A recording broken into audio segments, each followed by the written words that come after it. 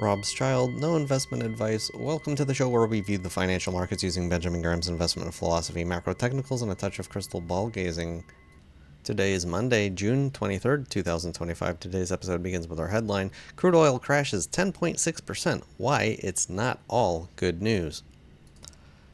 Iran apparently wanted to save face. Is that what we're seeing here? The retaliation was shut down and the US is not interested in continuing the back and forth thing. That's obviously what is allowing crude oil to crash today back towards the range that we had been, from April to May. And on first glance, this is simply good news, right? Oil's cheaper, so inflation won't be as problematic, so rates can go lower, so, it can help economic activity, with one little caveat. And this is, mind you, this is just on a day-to-day basis. This is just today. When it comes to sector rotation, I'm going to talk about sector rotation.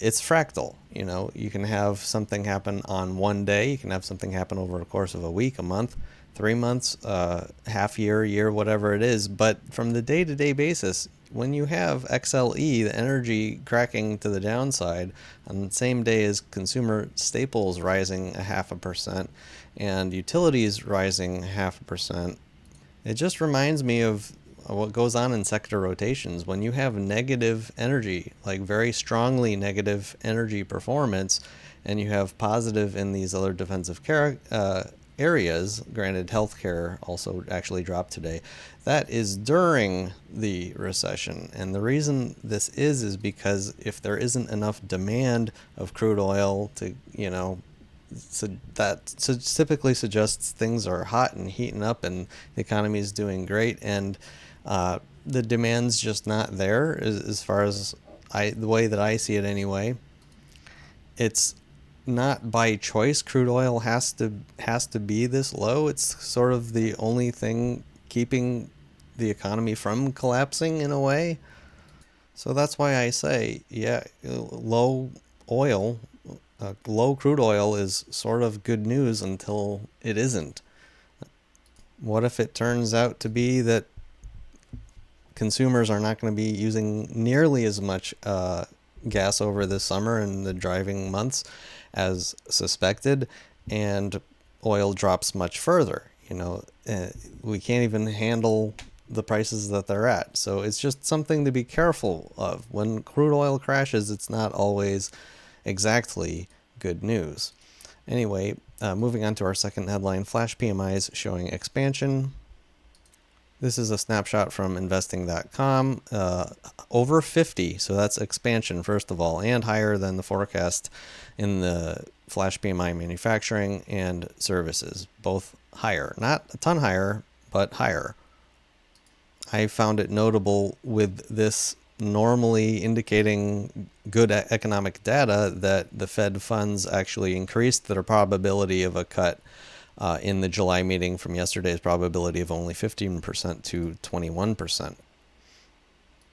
And remember, the increasing chances of cutting, that's not good news. That means the Fed is prepared to save the economy, save the market. They're not going to cut for no good reason. Moving on to the community topics, what moves, if any, did you make today? Robschild actually, believe it or not, bought more MSOX. It's a leveraged form of the cannabis industry. Part of my reason for this is we're at a closing all-time low today, actually, rivaling with the intraday ultimate low on April 7th of $2.02, closing today at $2.06. I'll admit it's a gamble, but for me, it's worth. It's the risk is worth the reward, because I see the potential reward in this industry as being pretty good, especially news just recently coming out of Texas with a bill to ban THC products was actually shut down, so by a Republican nonetheless, interestingly. This is why I've been saying over and over again, it's that however you feel about it politically, morally, or whatever, it's become less of a, single partisan view, and it's become more of a bipartisan, like, yeah, this is the direction we're going. We're not going backwards from here. And so to own exposure to the whole industry, I still see it as fertile ground. It may not play out to my favor, which is why I'm limiting my exposure to it. But anyway, what moves did you make today? Yourself, comment below. I also mentioned on either Sunday's live show or Friday, maybe both, I've been talking about Verified Investing. Their website had an investment empowerment day. Unfortunately, I was busy all day. I was unable to watch most of it. I'm kind of curious if you guys got any big takeaways from watching it today. If you happen to be a part of that, I thought it's really cool that he came up with this investor empowerment day. Should become a national holiday, right? Anyway, coming up later this week, we have Thursday, the GDP second revision of the GDP, which was -2%. And so it'd be real interesting if that gets revised even lower. That could really make things more volatile. We also have jobless claims, obviously, on Thursday. Week after week, I keep saying one of these weeks it's going to crack. And then Friday we have PCE, the inflation gauge. And of course, don't forget about the tariffs, Mr. Market. I know you're all excited about what's going on with Iran and oil and all of these things. And it's just like, did you remember the tariff thing? Because it's still happening. It's still a pretty major thing to not be forgetting about, even though Mr. Market seemed to have forgotten about it completely by this point. I'm sure he'll be getting a wake-up call very soon to that, especially as this Iran conflict continues to de-escalate. Looks like we're going in that direction at this point. And then federal budget updates, of course, and like I say here, the Iran-Israel conflict, if there's any more updates with that or if it's over. Thank you for watching, subscribing, commenting, and supporting. I'm 26 subscribers away from 1,000 subscribers. Thank you so much for your subscription to the channel. These are the daily reminders, macro views. See my website to read them. These are the crystal ball ratings and the Robschild portfolio. No changes. On to some charts. The S&P 500 was kind of a wild day. We were up, we were down, we were up, we were down. We ended up about 1% today. I don't believe this rally. I don't believe the market has legs to keep going to the upside here, but we'll see. The VIX cooled off a hair below 20. And 20 for a lot of people is sort of like, if we're above 20, we're in danger zone. Below 20, not in danger zone, but we're like on the verge of danger zone still. So even though the VIX cooled off and things seem to be a bit peachy, it doesn't look like we're out of the woods. Like, I'm not convinced that the S&P 500 is going to start marching higher and higher at this point, but that's just me.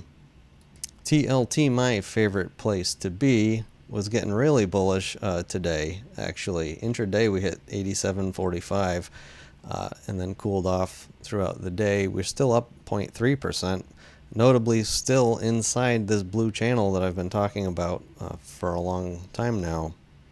Granted, if I just look at this as if I didn't know what this chart was and you asked me what this was, it's a bear flag, this pole here, and it's going up like this at exactly an angle that you would expect a bear flag to look. It does look like it wants to break to the downside. The probabilities would favor that, but I don't care. It's still my favorite place to be. And it mostly has to do with the fact that yields are just unsustainably high right now. I don't think they can stay this high, considering my whole macro thesis and macro views. Again, check my website for my full views on all that. One thing that makes TLT actually look a bit more bullish is TNX, the 10-year Treasury note yield, obviously having, this is sort of a head and shoulders pattern that we broke to the downside now. So the target looks like on the 10-year right now may actually head down to around 4%. One thing that'll help yields drop is the price of crude oil. The yields tend to follow the price of crude oil, and since it's collapsing, it looks like we're going to head straight back into that range. It'll be interesting if we fall much further below that range in the near future as well. That would be interesting. Beginning of the end. Could catch everybody off guard if that happens. But meanwhile, Mr. Market marches on. I'm blown away. HYG divided by Shy, finding a new recent high. Again, this represents credit spreads. When it goes up, credit spreads are tightening. There's a time and a place for buying junk bonds, and it's when they're cheap, not when they're expensive. Whenever credit spreads tighten and tighten and tighten, for me that is just like alarm bell complacency going off in my head. Bitcoin, after looking quite bearish over the past few days, and actually on Sunday's candle looking like we were falling off of a cliff, dropping down to around 98,000, we ended up closing above the bottom of this M pattern wick that I talked about on Sunday night. And so I said if that happens, it will give legs to Bitcoin to go up, and it has gone up. And so I can imagine this acting as sort of a dead cat bounce here, where it just bounces up and then we head lower. That's my best guess. This doesn't look like a reversal at the moment to me.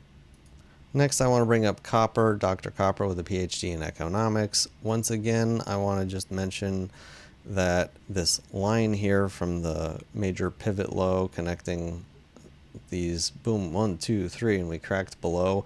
We're unable to confirm below this break handle to the downside, and we return to the scene of the crime today, right here on this yellow line.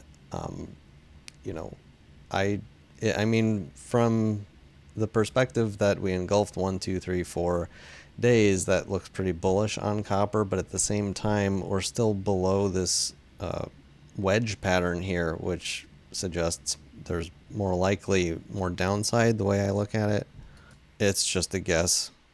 If any of you are holding a similar individual stocks as I am, you may have noticed Surge Components went up by about 4% today. Finally, we've been, for 2 months unable to get above 222. We're at 235 now.